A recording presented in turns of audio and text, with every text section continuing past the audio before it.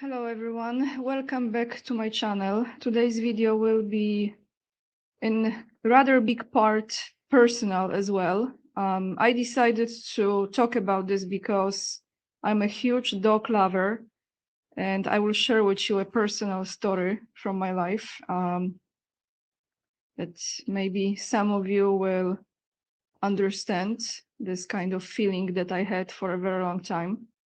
Today, we are not going to talk about the war and people that are being killed or other groups like Chabad Lubavitch. I came across a quote that I want to share with you that says, "War, it's a massacre of people who don't know each other for the profit of people who know each other, but don't massacre each other." Pretty much on point, isn't it? So today we're going to talk about a different form of abuse, massacre, rituals, about abusing dogs for the purposes of so-called science or whatever they define it, however they define it. We're going to talk about the beagles today, specifically that breed that I have very close relationship with, or I should say I had. I still do in my heart. Before we start, I want to say thank you to Maurice and Fred for your donations on PayPal. Very much appreciated. So today's video, it's a personal video in a way, not because I was one of those people who went to rescue those dogs, and I will show you the story in a moment, but because I was the owner of a beagle. And that beagle actually became the main character of my children books. His name was Odo. I'm going to show you that beagle before the end of this video and share with you the story why I don't have him anymore. So let's start with this video. This is from about 2 months ago. This video is going to present to you a facility or a farm that is in Wisconsin. In that farm, they only have beagles, and you're gonna hear what they are doing there.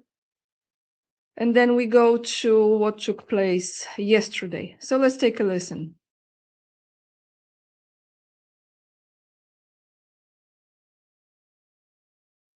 Animal rights activists, they are preparing what they call an open rescue of dogs still caged at Ridgeland Farms. The beagle breeder, Weston Madison, has until July 1st to surrender its breeding license and sell out the remaining dogs. But Fox 6 investigator Brian Polson shows you why activists say they cannot afford to wait. These dogs have to be safe. In 2017, a trio of activists got inside Ridgeland Farms and left with 3 beagles. 9 years later, the man who orchestrated the operation is planning to go back for all of them. It is not just our moral duty, it is our legal right to give aid to animals who are in distress. Wayne Shung is an activist and attorney who has repeatedly engaged in so-called open rescue of animals from factory farms and laboratory breeding facilities across the country. I don't think this is an act of civil disobedience, but at worst it is that. This time, he's advertising the entire plan up front. The idea behind an open rescue is it's open. In October, Ridgeland agreed to surrender its breeding license by July 1st to avoid criminal charges of animal cruelty.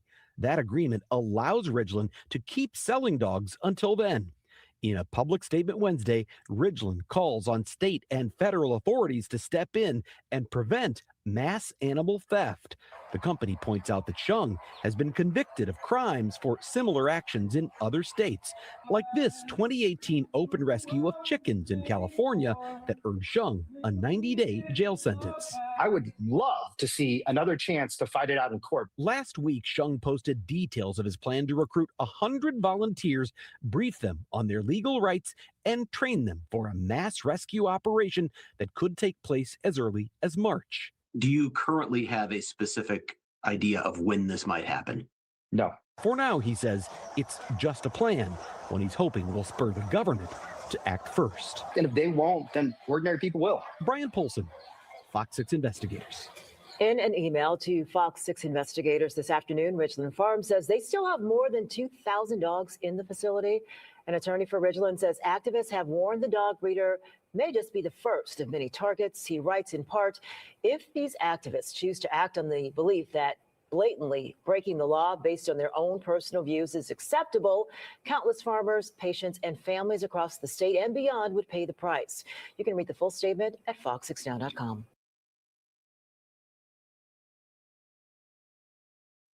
So why I'm showing this to you is because yesterday they went in there, and I will show you the videos if you haven't seen it already, and they rescued, some say 22 or 23 dogs. So here is a clip.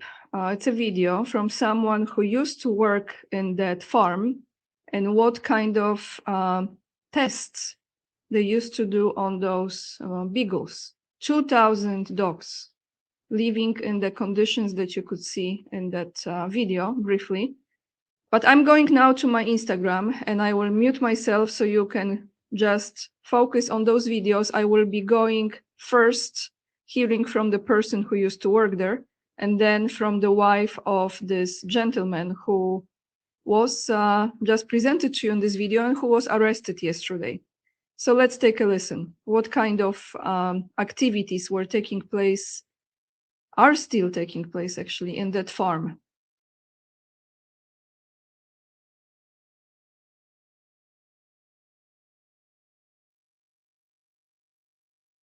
Scott Gilbertson. I went undercover at Ridgeland Farms. My name is Scott Gilbertson. I went undercover at Ridgeland Farms to expose animal cruelty. She told me that there's going to be a lot of blood. She told me just hold them as tight as you can. They're going to be, trying to thrash around. I didn't exactly know what the procedure was, but she took the scissors and she cut the inflamed part, the cherry eye. She just took a scissors straight to it and snipped it, and blood just started going everywhere.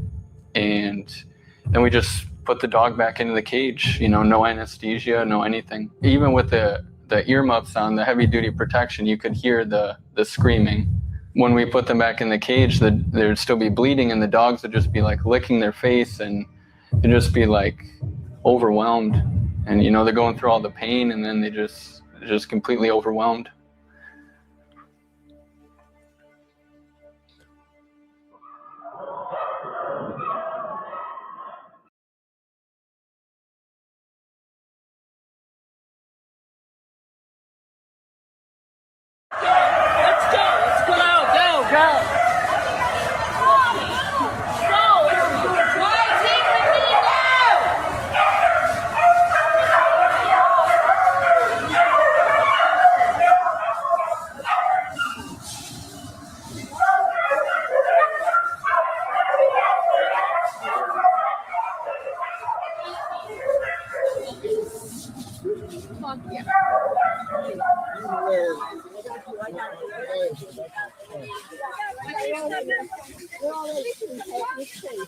Go. Hey, Greyhound!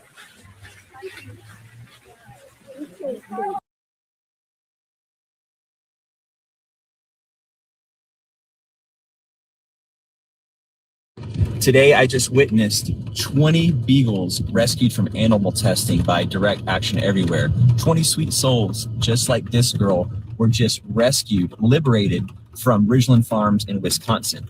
Even though the CDC has recently banned animal testing, Ridgeland Farms was still breeding and selling sweet souls just like this girl to be illegally tested on in labs. And activists decided, hey, we aren't going to wait for a system to fail them again. We're going to go in and liberate them themselves. I was able to go in as press and document this whole thing, and everything got crazy. I'm going to make a video about what I saw soon, including when the cops showed up and the vans were filled with dogs. Someone slashed the tires, and I don't think any of those dogs in that van made it out, except for 2 who found their way into a Tesla, which I found my way into, and that individual and I were able to put those dogs in the front trunk of the Tesla to smuggle them out of the barricade. Today, I just witnessed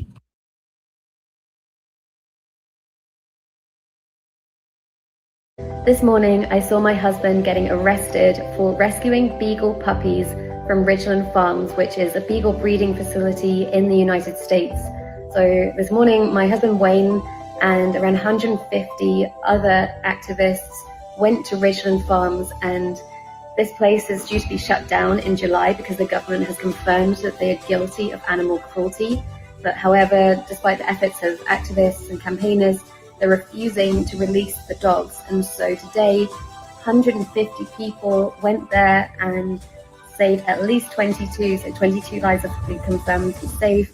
Apparently a couple of vans, a couple of vehicles with dogs inside got intercepted by the police, and we're not sure what's happened to them yet. But I also saw my husband Wayne getting arrested on the live stream, and of course haven't heard anything yet. So hopefully everybody that has been arrested will be released soon. And yeah, just I'm so grateful for everyone that took part in that, and 22 lives have been saved today. So it's a good day for the animals.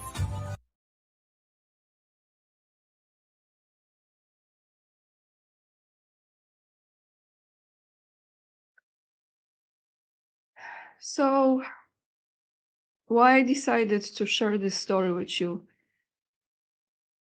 I don't know how you feel about this, guys, but I think humans or whatever took over humans is just horrific, okay? I often say it very often that dogs are the best, and dogs are, in my opinion, actually better than people. You know, the best part of humanity still exists, but it's really hard to see it. It's harder and harder to find it in people, you know. You can still find it, but it's not as easy. The values are destroyed. The human connection is being destroyed. You go through disappointment after disappointment. You can see what humans are doing to each other in the world or around the world. And you're losing trust in another human, you know, which is really sad, because the only way we can survive all of this is when we unite and we connect on the heart level, and we find this God spark within us that is love, compassion, and beautiful energy that is being suppressed and ultimately killed and replaced with something else. So why I decided to record this video is because when I look at those dogs, I see my dog, you know, and some of you might think, some people don't care about animals, they care about children. Even though I don't have children, I care about children, but I have a special place in my heart because I used to have dogs. Not many, but the one that I had recently was Beagle. And that story, it's really difficult story for me to share, because I will show you his picture in a moment and read you the post that I posted many years ago. That Beagle was a very special dog for me. I had a nervous breakdown while I was living in United States. I got him in United States, and he grew up in United States. He was handful. He was a Beagle. He was hyperactive, but then again, the saying goes, like a master, like a dog. So I was going through depression, anxiety, and I had a nervous breakdown, literally nervous breakdown, that made me to make a drastic decision and leave the United States and go back to Poland. That was in 2017. And I took him with me because I couldn't imagine to not take him with me. And he was, the responsibility, taking care of the dog, it's a responsibility, and you have to really dedicate big part of your life to make sure that the dog is okay. And I was doing that, but I was also not emotionally stable. I think I was, what I think now, looking back at the time, I was burnt out. But that dog was very important for me because he was giving me, Odo was giving me a sense of discipline to focus on. So you have to walk him, you have to take care of him. And the hardest decision I had to make, because after 1 year, I couldn't find myself back in Poland in that time. It was not easy. It was a very difficult time for me, actually.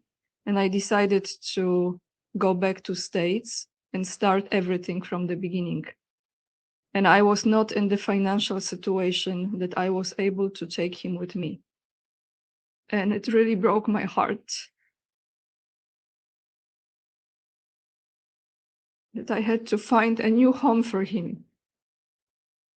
I made sure that it was the best home I could possibly find. But I tell you guys, I know some people don't understand it. Some people think, how could you let go of your dog? And I just couldn't. I couldn't take him with me. And I was not able to stay any longer in the situation I was in. And I wanted to go back to US and start from the beginning. Now I understand the reason for it.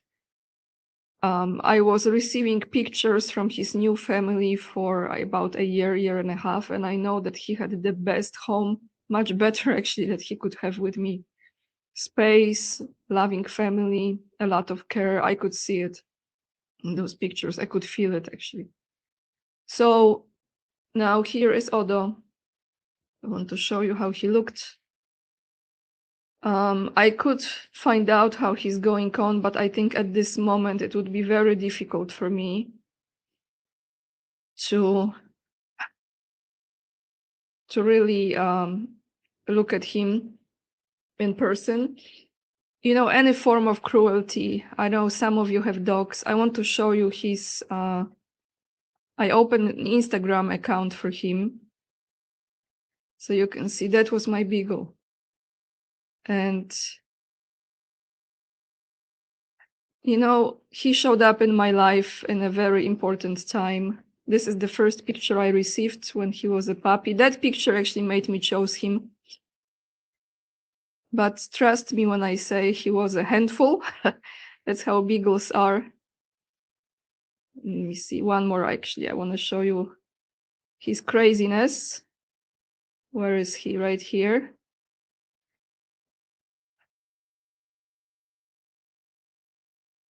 Yeah, and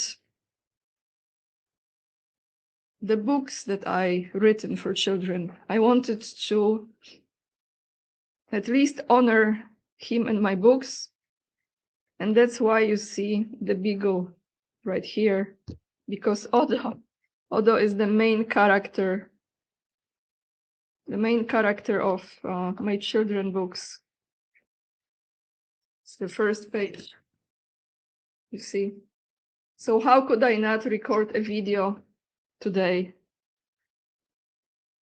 about the beagle? Let me know if you have dogs, if you understand the cruelty that's going on in the world. I know, you know, this is like a small fraction of it, but still is a cruelty. It takes different forms and different level. And the more we normalize it, the more we ignore it, the less humans we are becoming, in my opinion. So, you know, if you still feel things, that's how it should be. Anyway, guys, thank you so much for watching. I will attach the links down below in the description box. It really makes me very emotional because there is no bond with anything, anyone like you have with the dog. The way they greet you, the way they are always happy to see you, even after you leave for a few minutes and you come back, like they haven't seen you for a year. This unconditional love, it's something that we have to cherish and love your dogs if you have them.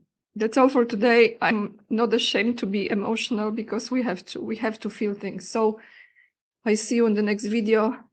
Lots of love, and remember, we are the leading edge and we are saving humanity. Bye everyone.